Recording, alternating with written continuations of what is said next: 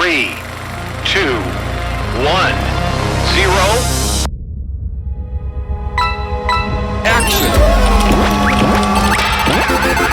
Ignition sequence start. Wanna Geeks.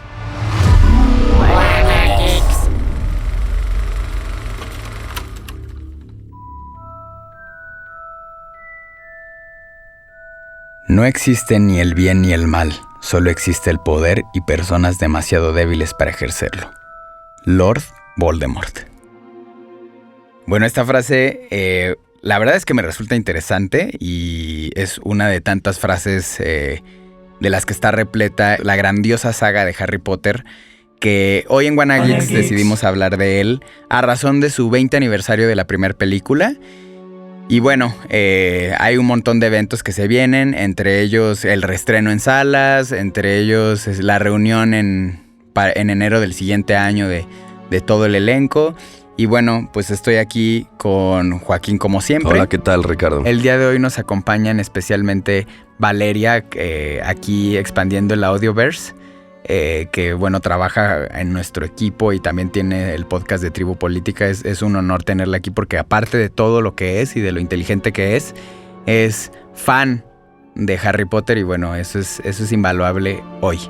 Y también por otro lado tenemos a Aranza, que es politóloga, también es feminista, pero también es la fan de Harry Potter, la experta. Platicábamos antes de entrar que ella convivió con el alumnado y todo ahí de Hogwarts, entonces pues viene a platicarnos sus experiencias. Hola, ¿cómo están? Antes que nada, muchas gracias por haberme invitado. Es todo un honor estar en este podcast. Es la primera vez realmente que estoy como invitada en un podcast. Les cuento un poquito de mí.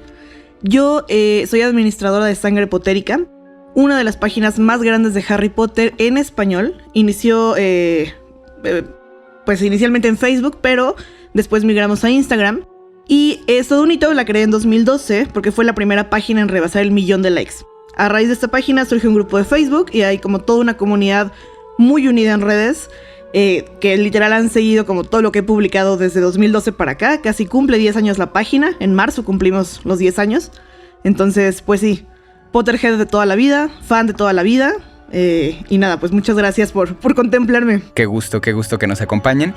Y antes que nada, bueno, creo que todos ya sabemos que quién o qué es Harry Potter, ¿no? Esta saga sobre el niño mago que va creciendo hasta llegar a la adultez y que nos acompaña en las peripecias de la infancia de él y que nos vuelve parte un poco de él. Pero a ver, platíquenos antes que nada, ¿de qué casa son? ¿De qué casa de Harry Potter son? Yo siempre me he querido pensar como alguien de Ravenclaw, pero en muchos tests que he hecho de internet o así, a veces me sale que soy Hufflepuff y no me gusta eso. Pero ¿qué implica? ¿Qué implica ser de una y de otra? Sí. Pues me gusta pensar que Ravenclaw es como gente pues inteligente, ¿no? Que les gusta leer, conocer cosas nuevas. Y los Hufflepuff son como buenas personas, pero justo no sabemos muy bien de estas dos casas porque no se trata mucho de ellas en la mayoría del universo de J.K. Rowling, así que solo podemos asumir e imaginarnos. ¿Ustedes de cuál serían? Tú, Joac. A mí me gustaría escuchar a la invitada. Aquí hay un conflicto interno conmigo misma porque cuando yo hice, si alguna vez usaste esa página que se llamaba Pottermore, que era como la página del mundo mágico por ahí de 2012, ya no existe. La página se transformó ahora en el Wizarding World, que es como esta unión de todas las películas, los libros, las secuelas, todo. Pero en ese momento era Pottermore, era como una biblioteca específica de Harry con artículos de puño y letra, digamos, de Rowling, como muy de nicho, muy específica. Y ahí estaba el cuestionario, digamos, para que el sombrero seleccionador te dijera qué casa de Hogwarts eras.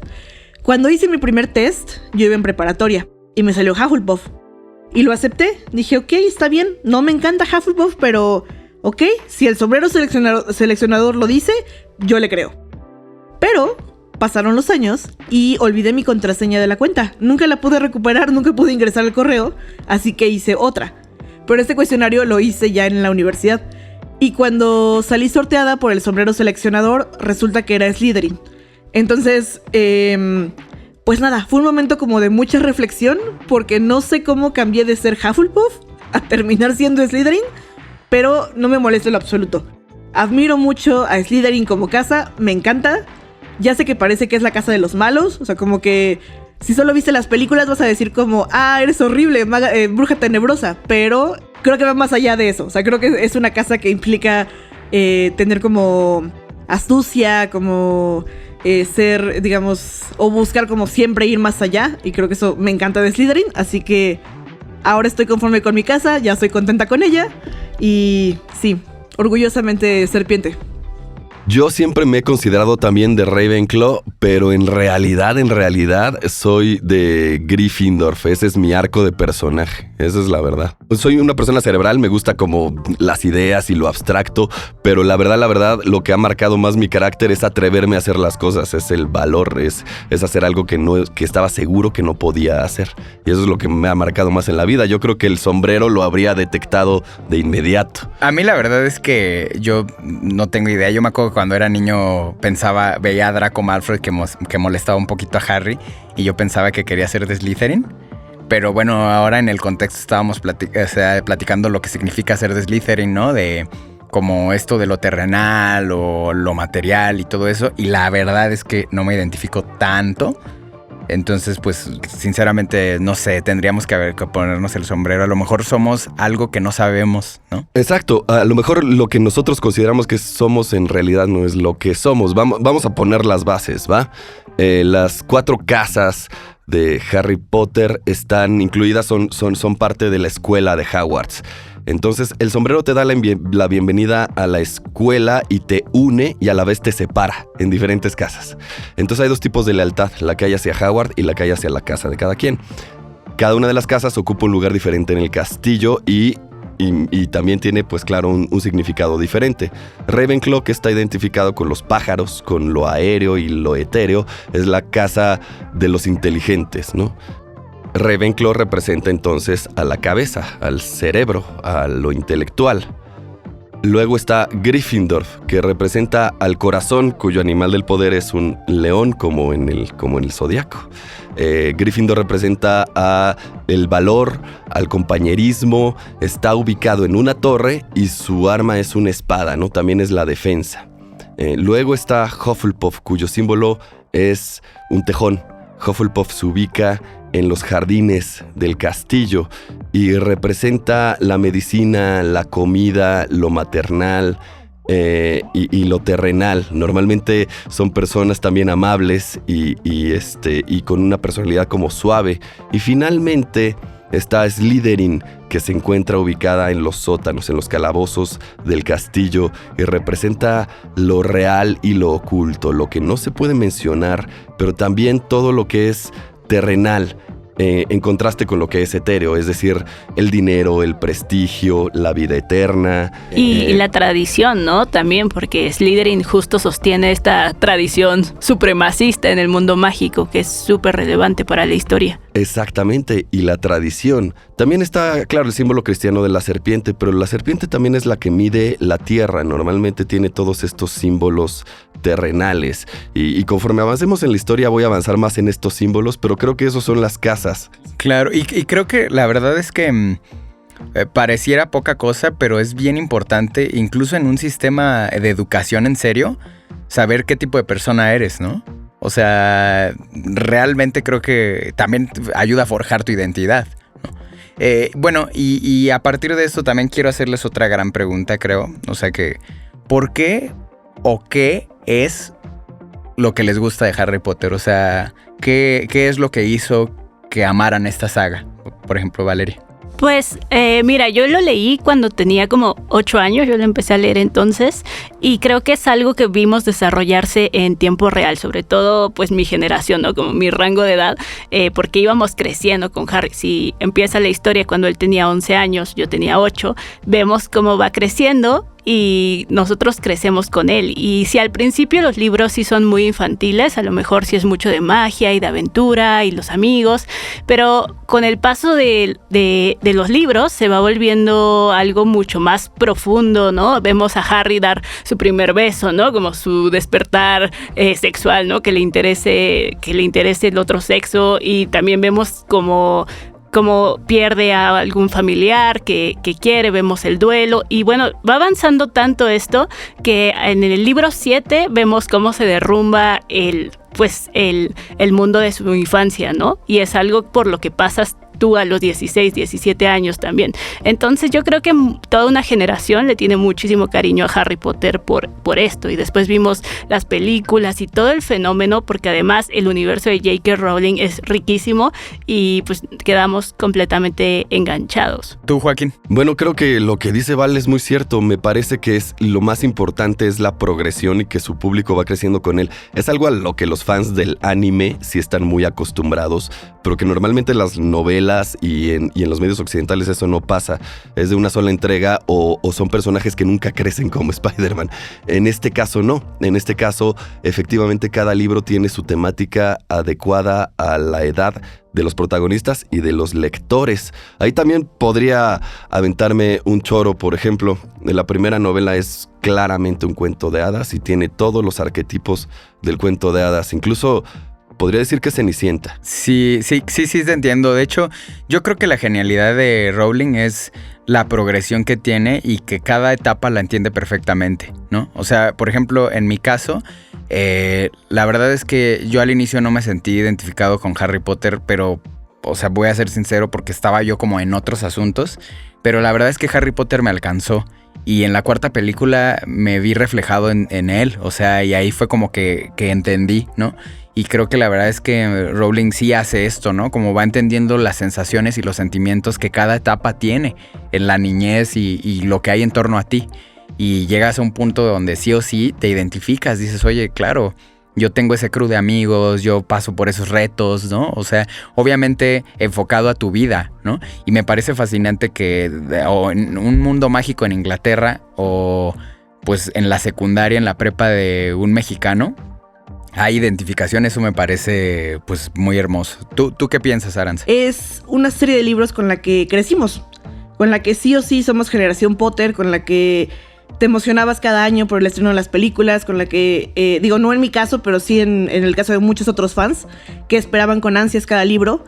El primer libro se publicó en el 98, yo apenas era una bebé, tenía 2 años, entonces, como que no me tocó primero como este fenómeno literario, más bien yo me sumé al fandom ya cuando las películas estaban estrenando, ya cuando iban por El Cáliz de Fuego, por La Orden del Fénix, o sea, 2006, 2007.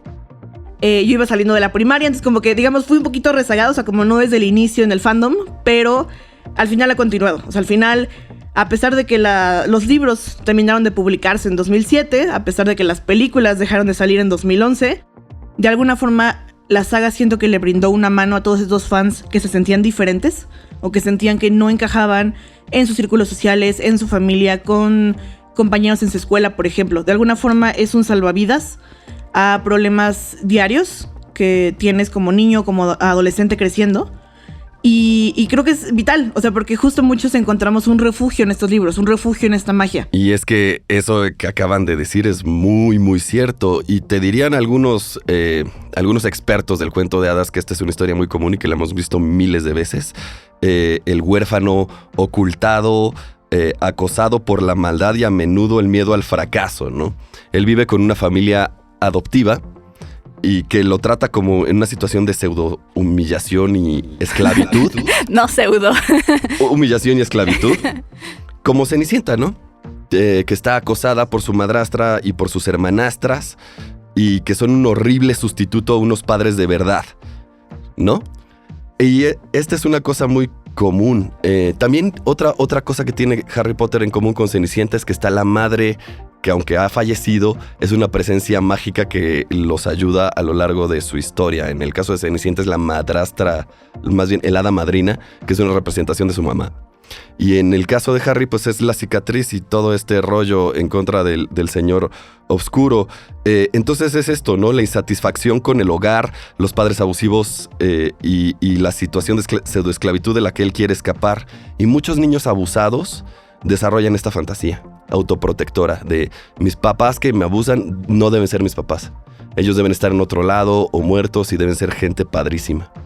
Es una forma de protegerse. Entonces, en este caso, los padres adoptivos de Harry son la cosa a la que él se defiende psicológicamente y crea este mundo de fantasía en donde hay figuras paternales que son guías y que lo protegen y que lo ayudan en cosas, en donde tiene la camaradería de un montón de gente, sus amigos particularmente, y que además todos los males de su vida se ven reflejados en la fantasía también. El niño bully que los maltrata porque son pobres o porque tienen la raza equivocada, y también una sociedad tradicionalista, fascista, con la que se tiene que enfrentar. Y entonces este padre maligno o padre oscuro, que sería Voldemort y que es opresor, se vuelve algo que es derrotable. Y el derrotar a este padre opresor no nada más es bueno para él, sino para toda la sociedad mágica, ¿no? Es el malo a vencer. Pues sí, justo en este universo, en esta historia, el amor materno es el hechizo, es la magia más grande y más protectora que puede existir en el relato. O sea, protege a Harry desde el primer libro, y también en el metarrelato es muy sabido que Rowling escribe esta historia cuando estaba ella en una situación muy difícil, donde su primera hija era una bebé, viene saliendo de una relación abusiva. La historia de Rowling es compleja. Ella tuvo un ex esposo violentador, alcohólico, que de alguna forma la hizo caer en depresión. Y al mismo tiempo se muere su madre. Entonces sí, o sea, sí es muy importante toda esta idealización que ella hace sobre la maternidad y cómo se ve reflejada en Harry Potter, que es algo que normalmente no se le da esta lectura, pero vaya, no querían que ella fuera la que escribiera el libro. Como mujer ha sufrido violencia sistemática todo el tiempo. Le dijeron cuando mandó su manuscrito a muchas editoriales, y esto es muy sabido, que no pusiera su nombre, Joanne Rowling, sino que firmara con iniciales, porque nadie iba a comprar un libro de fantasía escrito por una mujer. Desde ese punto, ¿no? En que las editoriales dijeron, no, si un libro está publicado por una mujer, la gente no lo va a comprar.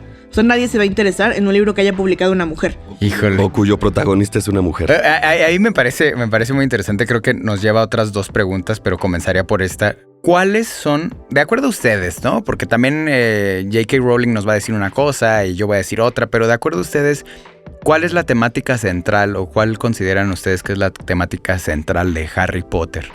Y de lo que está escrito en las novelas, Val. Pues sí, por un lado lo que mencioné sobre la maternidad, pero también pues todo esto sucede en un escenario de segregación pues racial, digamos, donde están los muggles, los magos, y la gente que no viene de una familia maga, pero que tiene poderes mágicos, como es el caso de Hermione, y bueno, vemos toda clase de combinaciones aquí y cómo son leídas en el mundo mágico, pero también de pronto hay críticas al especismo, incluso también hay, se trata también de muchas otras temáticas, como bien mencionaron, ¿no? De crecer, de la adolescencia, del duelo, del desafiar a la autoridad. Es un montón de cosas que ocurren en tantos libros. Claro.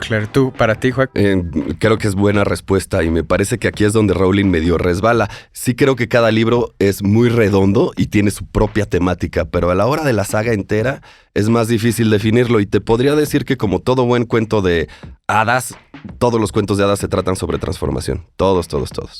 Entonces, y a lo que se refiere Val, ¿no? Usa a estos personajes, a Ron y a Hermione, como avatares. Ellos están en la parte perdedora de los prejuicios de la sociedad de magos, ¿no? Uno de raza y el otro de clase. Y está este niño bully, Malfoy, que por cierto en francés significa mala fe, que los molesta por estas dos cosas. Entonces en Hogwarts es importante tanto la raza como la clase. Sin embargo, Rowling se debate con esto, ¿no? Se debate con esto y tiene varios, digamos, contradicciones. A la vez en la que tiene este discurso liberal de no ver las razas, a la vez tiene este rollo del legado familiar que es muy importante. Por otro lado, que tiene toda esta crítica liberal en contra del clasismo, hay un asombro gigantesco ante el dispendio y lo ostentoso. Entonces... Claro, hay ahí como cosas a reflexionar, ¿no? Guárdate eso tantito más, hay que preguntarle a Aranza. Yo creo que la tolerancia a formas de pensamiento y aceptación a quien es distinto. O sea, lo que nos enseñó la saga es que no hay personajes iguales, pero al final todos tienen cabida dentro de este mundo mágico, que se ha traducido en que, te digo, pase como de generación en generación, pero al final temas como la tolerancia, como el amor, como la aceptación, como la solidaridad, como el compromiso, de alguna forma, creo, cimentaron lo que podemos ser ahora como adultos. O sea, sí creo que Harry Potter tiene, o nos marcó de una forma tan profunda que continúa hasta hoy en nuestra vida adulta. Entonces sí, digo, yo sé que es una... Porque mucha gente de repente dice como, es que es una saga infantil, o sea, como, son libros para niños. Pero no, son más que libros para niños, de verdad. Toca temas fuertes, o sea, al final toca temas como que se mueran tus padres, o sea, como la presencia de la muerte constante, que te quedes solo, que te sientas solo, a pesar de tener como familia, que tus familiares te traten mal, que es algo que le pasa a Harry casi en toda la saga. Tocan temas como el perdón, como el saber dejar ir, digamos, la amistad, no sé, o sea, como que cosas que sí, o valores, digamos, que aprecias o que agradeces, digamos, tener como niño, ya siendo adulto, como haber leído este tipo de libros o tener este acercamiento con esta lectura y haber crecido en ese entorno mucho más humano y mucho más abierto a expresar, analizar y pensar en emociones humanas que nos llegan a todos, pero que agradeces ya siendo adulto. Entonces, es bonito. Y aparte creo que Rowling lo hace de forma bien orgánica, ¿no? O sea, no entiende al niño como tonto, sino como niño. O sea, no es que se detenga Harry a ver a la cámara y decirles, ¿ya entendiste? No, o sea, todo funciona de forma tan orgánica que te ves ahí y te identificas ahí. Eso es lo que a mí me parece maravilloso. Sin embargo, me gustaría tocar algo. O sea, creo que trata el tema de la muerte de forma magistral. O sea, de verdad, cómo, o sea, las pérdidas las sufres tú también, pero aparte las reflexiones que hace Dumbledore en torno a la muerte también me parecen muy valiosas, ¿no? Tanto como lo necesario de la muerte para aprovechar la vida, como el abrazarla porque es parte de ella también. Y eso creo que en todos los libros está, ¿no? O sea, en todos los libros van ocurriendo y Harry lo va asimilando de diferentes maneras y al final te rompen el corazón con el villano. Para mí es Dumbledore el villano de la saga y pues, pero a muchos les dolió que muriera, ¿no? Y bueno, retomando ya lo de J.K. Rowling, me parece sumamente importante también hablar de eso porque ahorita ella está en el ojo del huracán, en el que también es, o sea, por un lado yo he escuchado que muchos dicen, es que qué mala onda que esté en el ojo del huracán, pero por otro, Joaquín me comentaba que pues claro, porque ella es un megáfono enorme, ¿no? O sea, y que al final estos pensamientos que ella tenga, pues van a tener un eco enorme en generaciones enteras de niños en el mundo y de adolescentes y de adultos, ¿no? Y muy en especial creo que ahorita se encuentra en el ojo del huracán respecto a pues comentarios transfóbicos, ¿no? ¿Nos puedes comentar un poquito sobre eso, Val? Sí, claro. Bueno, para empezar, es un tema súper difícil, pero bueno, todo esto comienza porque Rowling siempre fue muy activa en Twitter. Eso es algo muy importante para su carrera y eso le hizo hacer sentir como que era una autora que, si bien era multimillonaria y súper exitosa, era muy cercana con sus lectores. Ante esto, por ahí del 2019, sus fans empiezan a ver que tiene una actividad sospechosa, ¿no? Como que se le van ahí unos likes a ciertos personajes.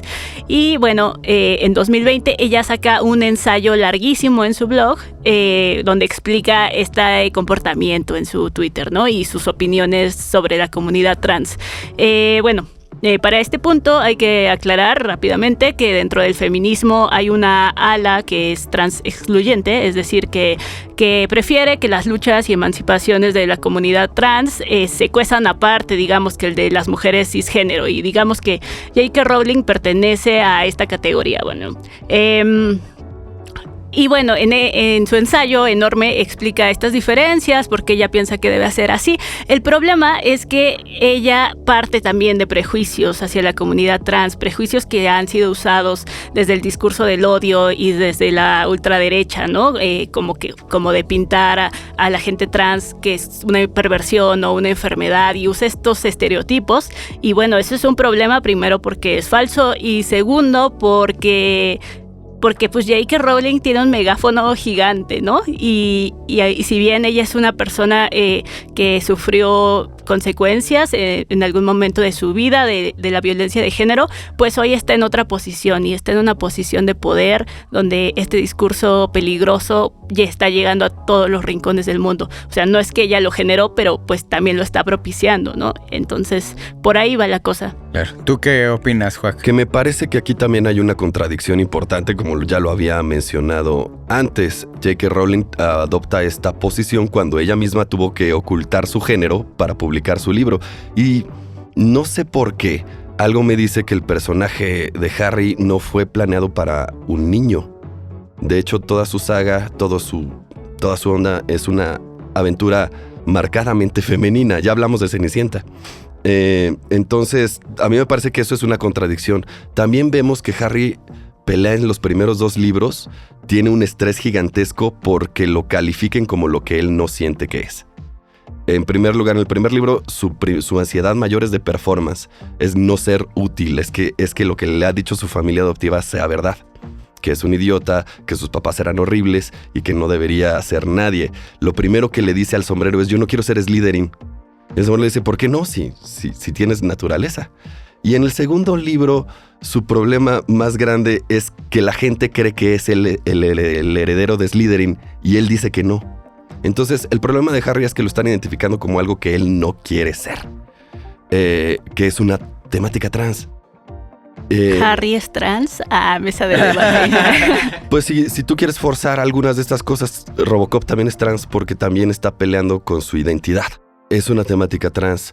Y yo creo que ahí sí se equivoca, patina, comete algunas contradicciones, como ya lo había mencionado con su clasismo y con su daltonismo de raza.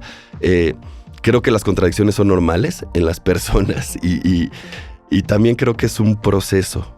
Si bien el cuento de hadas siempre cuenta la historia de una transformación, pues entonces hay que adoptar eso. Pero Rowling se debate en el mismo problema que la sociedad ha tenido siempre al tratar con cuentos de hada. ¿Qué deberíamos poner en la literatura de niños? ¿Confort o cambio? Claro. Me gustaría también escuchar lo que opina Arantza. La verdad es que es un tema muy delicado. O sea, sinceramente, porque la mitad del fandom ya la canceló. Así de, muerte a Rowling. Y la otra mitad es como de, no, yo la sigo apoyando, ¿no? Es algo muy complicado porque la gente le empezó a tildar de TERF, que son estas mujeres feministas radicales, pero que excluyen a las mujeres trans en los movimientos. Entonces, sí, es como todo un tema, pero no tenemos que olvidar el contexto en el que Rowling dice esto. O sea, tiene un background como muy fuerte respecto a la violencia que ha sufrido toda su vida. Sí, mujer blanca, sí, mujer inglesa, pero al final violencia contra la mujer, ¿no? Y ahora decirlo creo que es relevante porque es como, inclusive en un tuit ella dice como, yo tengo amigos y amigas trans que respeto y que voy a marchar, digamos, codo a codo junto a ellas, pero no podemos olvidar lo importante que es el sexo. Y lo importante es, digamos, que ha habido violaciones contra mujeres por el sexo que tienen, simplemente por eso. Y como que borrar esta parte es olvidarnos un poco de la lucha que ha habido como mujeres. Pero no quiere decir que sea menos importante la lucha de las mujeres trans o de las personas trans. Entonces, creo que se han salido de proporción sus declaraciones. O sea, creo que muchos medios las han sacado completamente de contexto. Como, Rowling no apoya a las mujeres trans y entonces discrimina y entonces es TERF y entonces es una mala feminista. Y de repente se compara mucho con el feminismo de Emma. Como de, no, es que Emma Watson es una buena feminista. ¿Por qué? Porque, no sé, va a eventos de la ONU, ahora es amiga de Greta Thunberg, como que es como, no, ese es un buen feminismo, pero ese es un mal feminismo, ¿no? A pesar de que ambas son mujeres con poder y con recursos. Sí, la verdad es que esto le ha traído muchísimas consecuencias a Rowling, como menciona Arantza, pero bueno, o sea, estamos de acuerdo que los discursos transfóbicos no se respaldan, no se secundan, pero también hemos visto expresiones de la gente muy cañonas, ¿no? Hay gente que incluso quemó sus libros, recientemente esta semana puso en su Twitter que recibió amenazas de muerte, que subieron fotos de su casa, que ya está la Scotland Yard afuera de su casa ahí resguardando, y no solo de ella, sino como de otras mujeres que piensan lo mismo que ella y que no tienen pues ni su poder ni su visibilidad. Y hay gente que está incluso borrando el nombre de la obra, ¿no? O como diciendo, no, o sea, yo suscribo a Harry Potter, pero no suscribo a J.K. Rowling. Y creo que aquí tenemos un caso más de dónde termina el autor. La muerte del autor. Exacto, con sus matices, con sus filias, con sus fobias, con sus errores y dónde termina la obra. Y también si estas estrategias que está haciendo la gente realmente son efectivas para combatir el discurso de odio o qué se debe hacer, si censurarlo, confrontarlo. Yo no tengo respuestas, está muy cañón. Retomando algo súper rápido, es que, a ver, parecería como hasta tonto decir, ay, güey, separar a la obra del autor. Sin embargo, hay corrientes de pensamiento sumamente interesantes en las que dicen, pues ninguna obra que sea hecha, el autor es dueño. Y eso es bien interesante, ¿no? Dicen así de, pues el autor es la persona indicada en el momento indicado para dilucidar lo que acontece en el mundo y que puede bajarlo.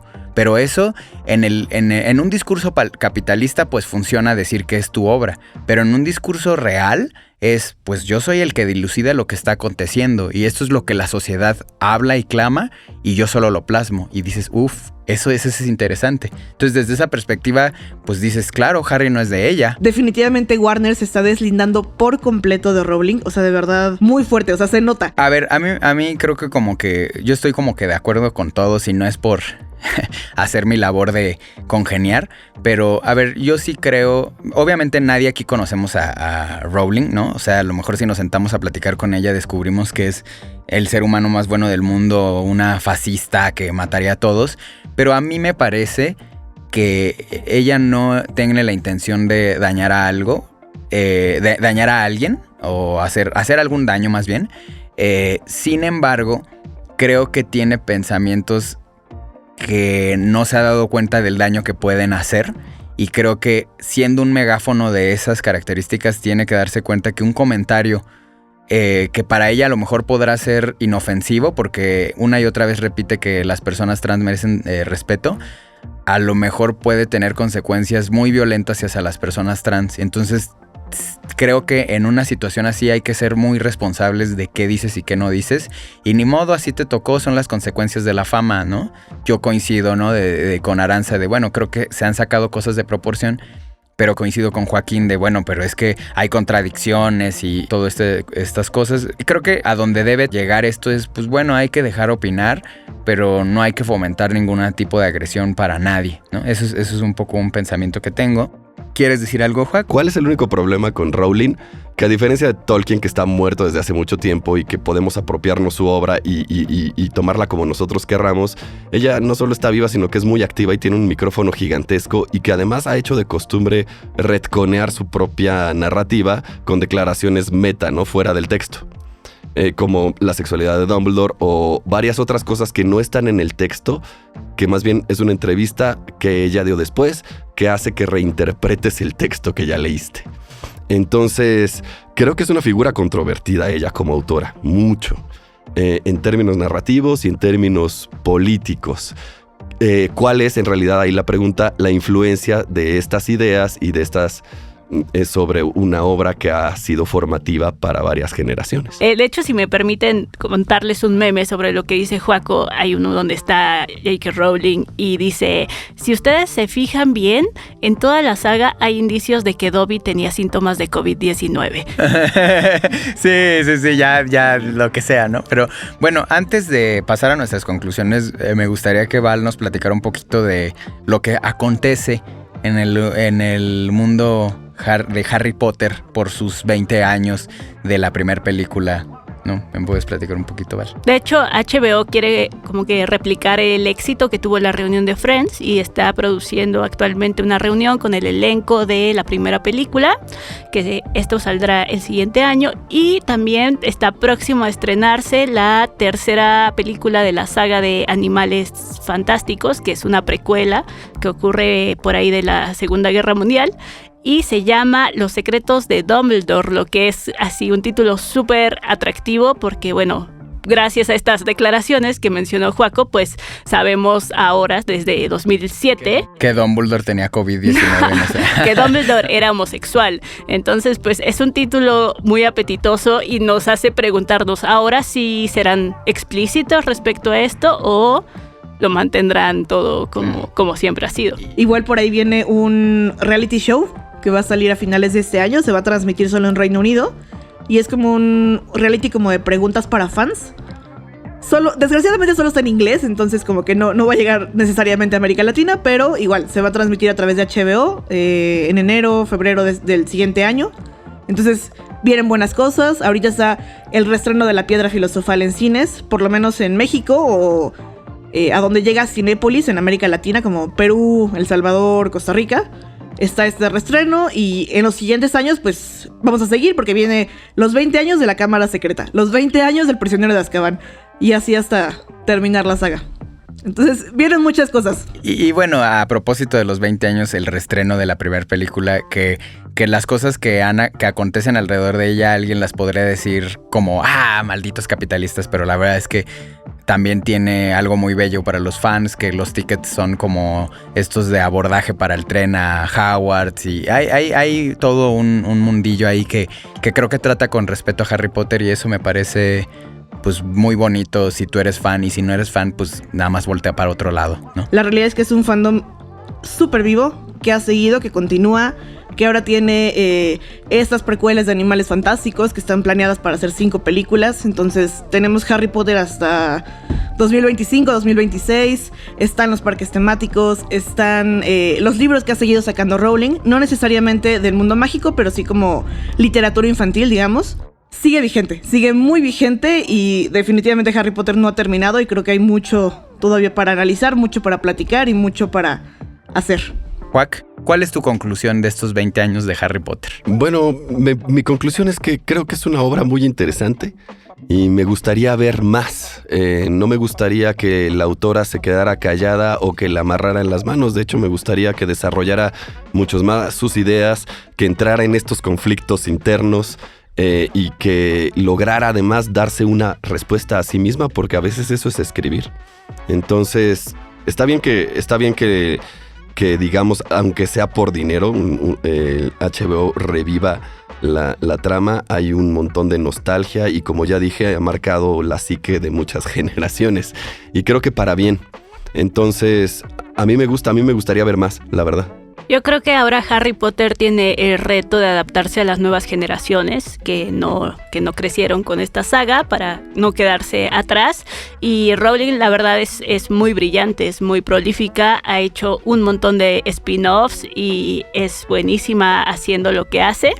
Y bueno, también todo el equipo de marketing detrás de Harry Potter es increíble. Hace unos años tuve la oportunidad de ir al parque temático en Los Ángeles y sorprende lo detallado que es todo, lo bonito que es todo, pero esto no sería posible si J.K. Rowling no lo hubiera hecho así de detallado en sus libros y así de relevante el detallito tal, todo, y me parece a mí genial y pues sí me gustaría saber qué hará después, pero también justo cómo confronta estas ideas políticas que ella tiene y en qué derivará su discurso. A ver qué pasa. Claro. ¿Y a ti, Aranza? Yo me voy con algo que te contaba hace un ratito.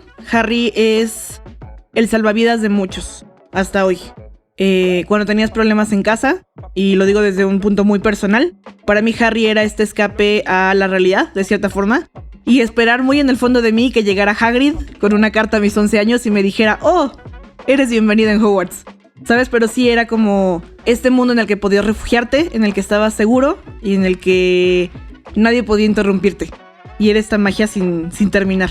Es algo muy, muy bonito, muy, muy, muy mío, pero también sé que de muchos fans, que fue como esta ventana a saber que no estaban solos y que había una comunidad que los aceptaba. Son una comunidad con los brazos abiertos para ser sus amigos, para ser su familia y no dejarte solo. Bueno, algo que me parece de verdad maravilloso es la forma en que los fanáticos hablan de Harry Potter, ¿no? Tenemos aquí a Valeria y Aranza y ni siquiera puedo expresar la emoción que ellas me expresan al hablar de Harry Potter.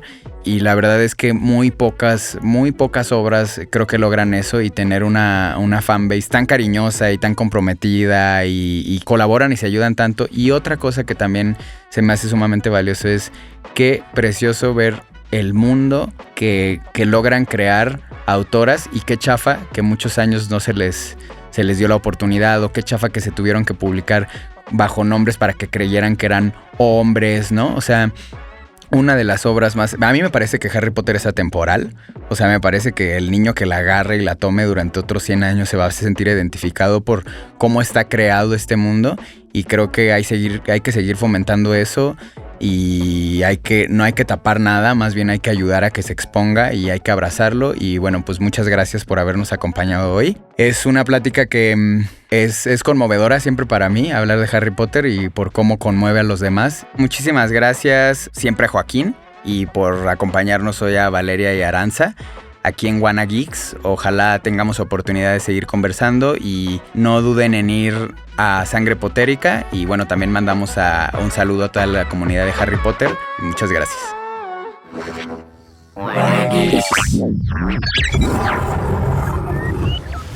Suscríbete a Wanna Geeks, una producción original de Audiocentro, con la participación de Nadia Vega, Ricardo Yaguaca y Joaquín Ortega.